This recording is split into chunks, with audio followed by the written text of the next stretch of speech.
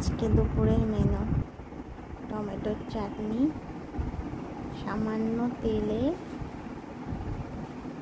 দিলাম কড়াইয়ে, এঁচোড় চিংড়ি,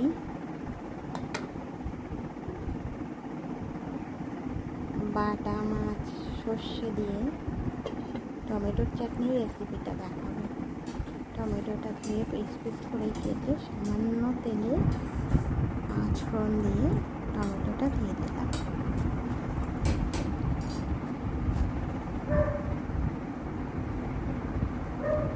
এইদিকে দেখেন খেজুর আর কিশমিশ রেখেছি।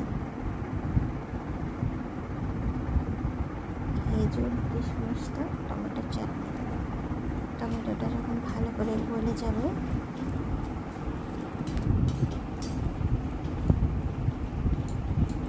শুধু টমেটোর চাটনি না, টমেটোর চাটনির সাথে একটু আমও অ্যাড করবো, অল্প আমও দেবো। আম দিলে টমেটোর চাটনিটা খেতে খুব সুন্দর হয়, টেস্টি হয়। তারাও বানিয়ে খেয়ে দেখবেন। টমেটোটা ভালো করে গলে গেছে।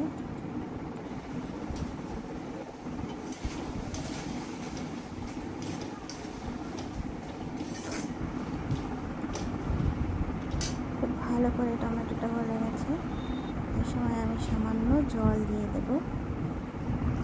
সামান্য জল দিয়ে এটাকে আবার ভালো করে মিক্স করে দেব।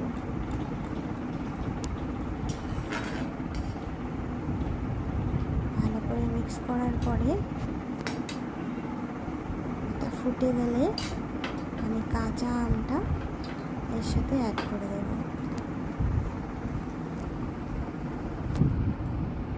আমটা আমি অ্যাড করে দিলাম। কিছুক্ষণ নাড়িয়ে চাড়িয়ে ওটা আমটা গলে যাবে ভালো করে।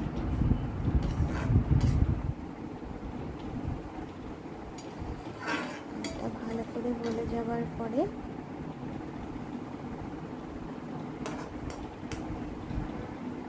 আঁচটা আপনারা হালকাই রাখবেন, হালকা আঁচেই হবে এটা।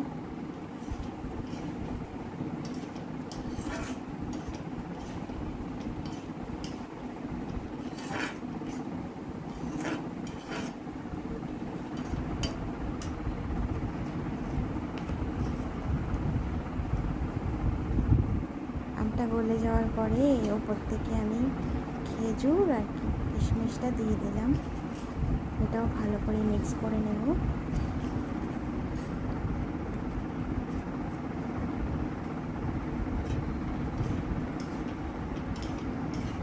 ভালো করে মিক্স করার পর এটাও হবে, পুরো জলটা যখন শুকিয়ে যাবে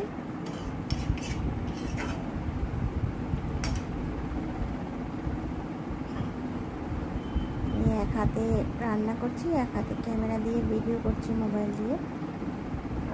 জলটা পুরো শুকিয়ে যাবে তখন আমি চিনি অ্যাড করে দিলাম।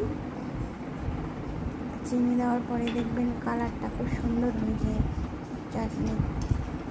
এতক্ষণ তো চাটনি চাটনি মনে হচ্ছিল। চিনিটা অ্যাড করার পরে কালারটার সাথে সাথেই চেঞ্জ হয়ে যায়, সুন্দর একটা রং আসে।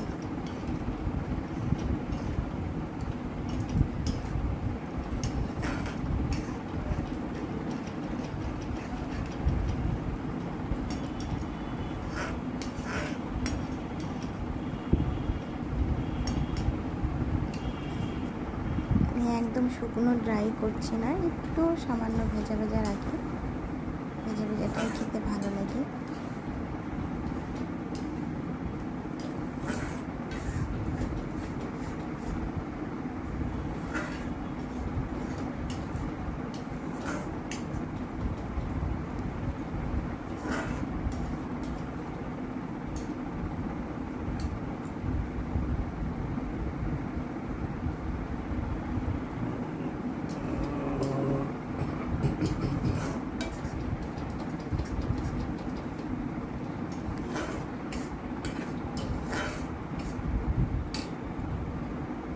চাটনিটা হয়ে গেল, দেখুন কত সুন্দর দেখতে হয়েছে। আপনারাও বাড়িতে বানিয়ে খেতে পারেন।